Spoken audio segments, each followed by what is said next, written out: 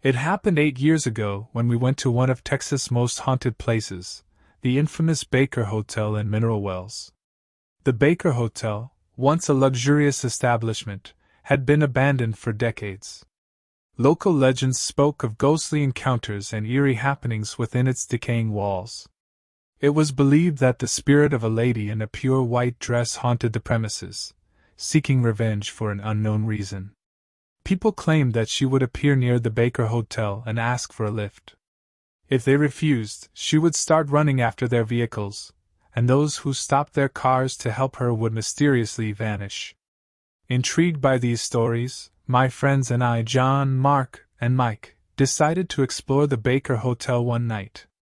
Equipped with baseball bats for protection against potential dangers in the abandoned area, we were both excited and nervous about what we might encounter.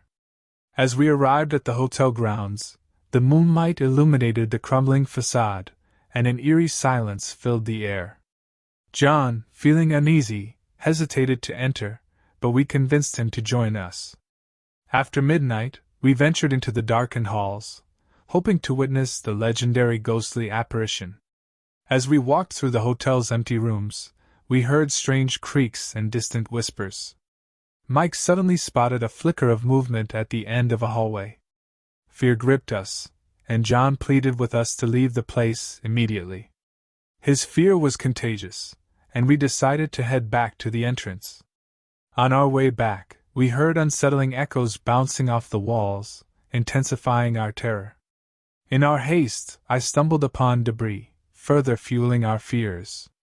Though we didn't see any direct ghostly apparitions, the experience was hauntingly unnerving. Reaching the entrance, we realized that John was missing. Panicking, we tried to call him, but his phone was unreachable. Worried about his safety, we waited anxiously for his return. After a while, we spotted him emerging from the shadows. But something was off. John wore a peculiar smile on his face, and seemed unfazed by the strange events we encountered.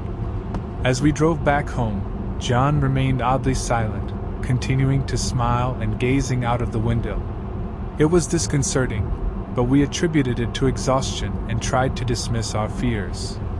However, John's behavior took a more bizarre turn when we planned to stop at a nearby diner for coffee. He refused to go, insisting that we leave him alone. Back home, I couldn't shake off the unsettling feelings from our experience, especially John's strange behavior. The next day, John's sister called me in distress, revealing that he had started behaving oddly at home. He had dressed in her clothes and applied lipstick, behaving like someone else entirely. The family was deeply worried about his sudden change. I rushed to John's house, where I found him asleep, but the walls of his room were adorned with a disturbing painting. It depicted a car moving at 50 miles per hour, matching the average speed we were driving at last night. There was also a figure of a lady running at the same speed. It became clear that John had encountered something supernatural during our visit to the Baker Hotel. He took months to return to normal, and even my other friend, Mark, had troubling dreams about the lady chasing us that night. This experience taught us that spirits and the paranormal might exist beyond our comprehension, and the Baker Hotel, with its eerie history, was indeed one of the scariest places in Texas.